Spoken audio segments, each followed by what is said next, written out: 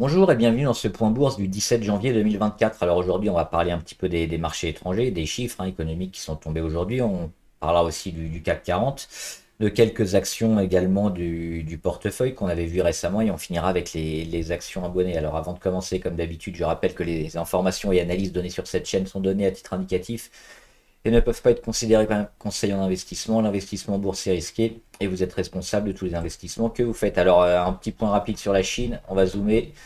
Toujours un peu négatif sur la Chine, on n'a pas de reprise. Il y a eu quelques chiffres mais qui n'étaient pas forcément très probants non plus.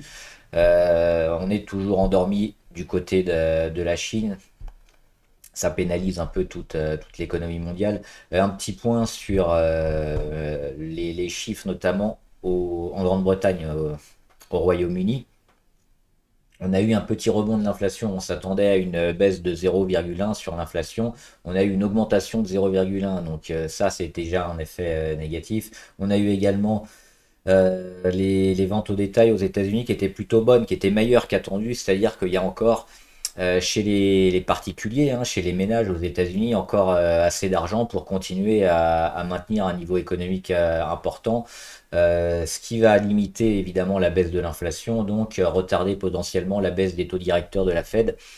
Ce que les entreprises, notamment cotées en bourse, les actions n'aiment pas trop parce qu'avec des taux trop élevés, on va avoir du mal à se refinancer, c'est-à-dire quand on a une grosse dette et qu'on a besoin de financement pour sa croissance, bah, ça va être compliqué parce que les taux vont être élevés, donc le coût de l'argent va être cher. On devrait toujours baisser cette année normalement. Les prévisions les plus optimistes sont toujours au mois de mars, mais c'est les derniers chiffres plaideraient pour peut-être un report de la première baisse des taux directeurs de la Fed. C'est pour ça qu'on a une bourse un petit peu hésitante. Un petit point sur les banques centrales, ce sera le 31 janvier pour la Fed, avec la décision sur les taux. Il n'y aura rien du tout, ce sera le discours évidemment qui sera intéressant.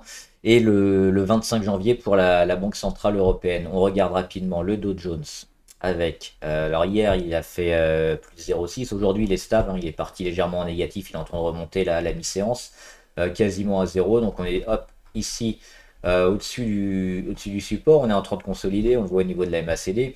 Donc rien de nouveau, il faudra un catalyseur important pour les marchés américains notamment pour les relancer peut-être avant le 31 janvier. Au niveau du Nasdaq, légère baisse, mais on est toujours plutôt favorable sur le Nasdaq qui est porté par les 7 magnifiques notamment, qui font la pondération presque à eux tout seuls sur le Nasdaq. Et on sait qu'en 2024, on devrait avoir plutôt une belle année sur les technologiques. Donc à court terme, on est à peine négatif. Il y a une petite résistance ici sur les 16 700, mais elle devrait être rapidement à nouveau enfoncée vers le haut. Et enfin le CAC 40. Alors le CAC 40 qui a perdu aujourd'hui son support ici, le support des 7384 qu'on avait testé pendant quasiment 2 semaines, une semaine et demie ici début janvier. On le casse un peu franchement, on va zoomer, on fait une mèche sur la moyenne à 200, on revient un petit peu. Donc maintenant, ça va être quoi l'objectif et puis le scénario un peu sur le CAC 40? Probablement quoi? Revenir tester la résistance à 7384, faire un échec, puis construire autour, ce qui nous amènera à la fin de consolidation sur la MACD. Et on aura donc la conso du CAC qui se sera établie donc autour de la moyenne à 200 et de notre ancien support. C'est probablement cette zone-là qui sera jouée. Hop. Et duquel on devrait sortir donc à la fin du mois de janvier pour une nouvelle séquence. Donc là, ça dépendra évidemment des discours, des résultats qui vont tomber sur les entreprises, entre autres, et puis des chiffres économiques toujours. Mais là, on se dirige vers un petit... hop, on va le faire avec le stylo probablement comme ça. On va retester le support, on va revenir sur la moyenne à 200. Et donc, on va perdre de la volatilité par là. Et puis, début février, on devra avoir probablement une nouvelle séquence sur le CAC 40. On va regarder quelques actions intéressantes, il me semble. On va commencer par Avancium. Avancium, j'en parle souvent. Là, on a comme une belle période ici d'accumulation au-dessus de la moyenne à 200. C'était les petits scénarios hein, qu'on avait fait en stylo, on va les enlever. Ça s'est produit quasiment au point près hein, sur Avancium. Et moi j'aime bien les volumes, j'aime bien le fait qu'elle ait fini sa consolidation, parce qu'on le voit ici au niveau de la MACD. Hein. La première, hop, la première phase de consolidation ici pour revenir sur la ligne des zéros, et puis la deuxième, hein, on continue d'enfoncer jusqu'à l'inversion de tendance qu'on a aujourd'hui ou hier. Donc a priori, on va lancer peut-être une séquence. Alors on ne sait pas si ce sera la bonne ou pas, mais a priori on va aller taper l'oblique. Si c'est la bonne, on la cassera et puis on lancera une séquence très haussière sur Avancium. Sinon, qu'est-ce qu'on va faire? On va revenir sur ces niveaux-là. Mais on a quand même fait le plus gros hein, du travail sur Avancium avec ces grosses poussées, ces volumes, ces grosses rentrées d'investisseurs qui sont intéressantes. Et à mon avis, pour le premier trimestre 2024, on ira taper les 4 et plus. Donc moi je suis à l'achat sur Avancium notamment. On va regarder la Française des Jeux. Toujours positive sur la FDJ. Légère baisse aujourd'hui, hein, mais on le voit, elle a cassé son oblique RSI. On a eu aussi des pics de volume intéressants dernièrement. Elle est en embuscade ici sous sa moyenne à 200, sous son oblique, une grande oblique de correction, hein, ce qui date de son plus haut. Ça peut être intéressant hein, de rentrer dès maintenant sur la FDJ. Ou pour plus de sécurité, on attendra la cassure des 34 ou 34,5, mais c'est plutôt très favorable. On a Carrefour aussi. Carrefour, intéressant, pourquoi? Parce qu'on en avait parlé hier, hein, avec notamment cette baisse de la volatilité. Et là, aujourd'hui, elle nous fait quoi? Une mèche basse, ici, pile sur le support à 16,1. On voit, hein, c'est tombé hein, en termes de pourcentage. Hop, on a perdu, durant la séance, on perdait plus de 2,25. Et on finit à 0,33 de perte. Donc c'est quasiment toute la perte annihilée. Hein. On a racheté durant la séance. Plutôt intéressant ce genre de figure, ça pourrait nous amener à voir Carrefour qui commence à monter et tester à nouveau toutes ces moyennes et sortir par le haut par les 17,50. Hein, c'est ce qu'on attend sur Carrefour. Là, c'est peut-être un signal d'achat intéressant à confirmer demain et après-demain. On a deux Giro aussi. Deux Giro, je sais pas où je les ai mis. De Giro, ils sont intéressants parce qu'ils ont fait exactement hein, ce qu'on avait prévu avec ce petit dessin aussi. La consolidation qui arrive probablement à la moitié ou à son terme, on verra, mais il y aura certainement un peu de travail ici sur les 10,06 environ, on va arrondir à 10, hein, peut-être un peu de travail. Et puis si on tient le support des 10, on peut s'attendre à un rebond, à aller tester une nouvelle fois la résistance et à repartir, parce qu'elle est en mode retournement hein, de Giro. C'est aussi une valeur qu'on va suivre et qui est un rebond intéressant à prendre. On a également, alors ça c'est plutôt spéculatif, hein, c'est une petite valeur, mais c'est Freelance qui met notamment en relation les entreprises et les freelances justement sur le marché de l'emploi. Alors il faudra peut-être attendre une reprise un peu plus importante sur le marché de l'emploi hein, pour voir Freelance exploser. Pour l'instant c'est un peu timide, mais techniquement elle nous donne des signaux intéressants normalement, notamment depuis lundi. On le voit, hein, ce gros canal baissier. Lundi, on est venu le casser.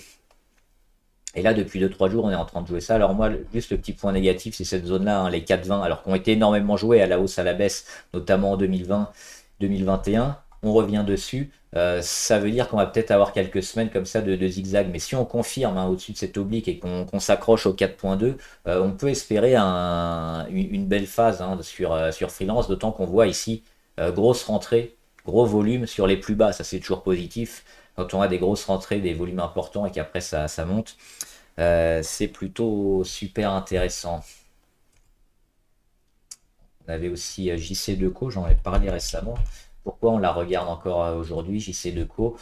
Pareil pour ici, cette petite mèche basse. Alors elle est moins belle que sur Carrefour. Hop.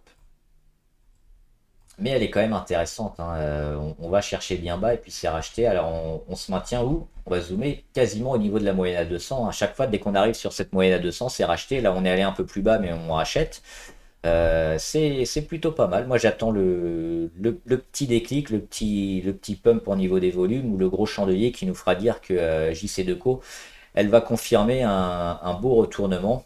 Elle a déjà donné un signal hein, ici autour du 8 ou 9 novembre. On attend la confirmation pour très prochainement.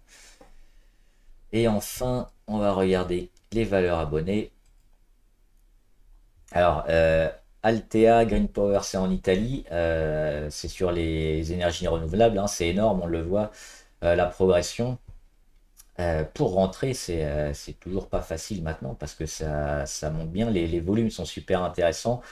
On voit qu'elle revient souvent tester les plus hauts, hein, les plus hauts qui servent de support quelques semaines après sur des retours un peu importants.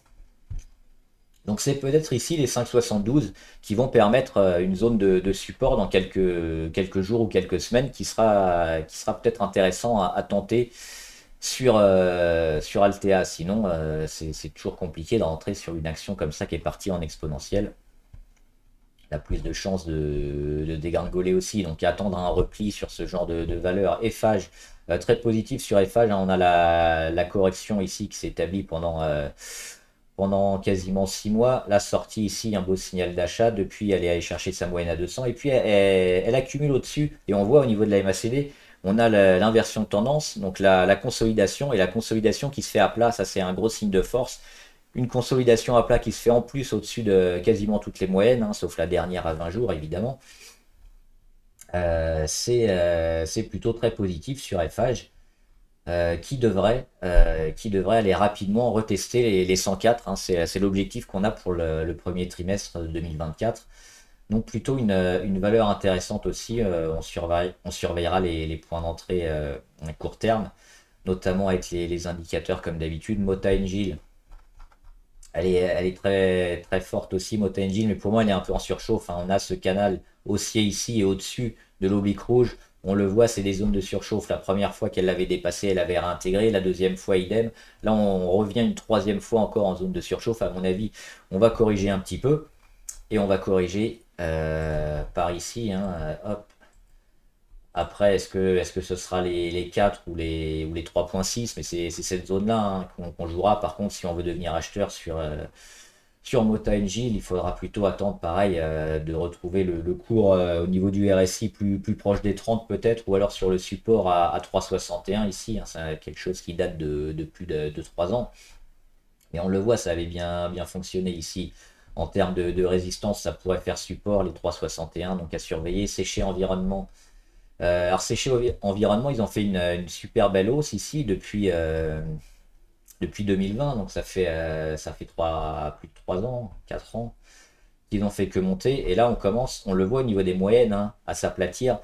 Donc on va certainement sur sécher environnement avoir plusieurs mois de range ici entre les 122 et les 99, allez, les 100 euros. Donc entre les 100 et les 120, on risque d'avoir du zigzag un peu comme ça pendant plusieurs mois, hop, où il se passe rien, et enfin ça va repartir.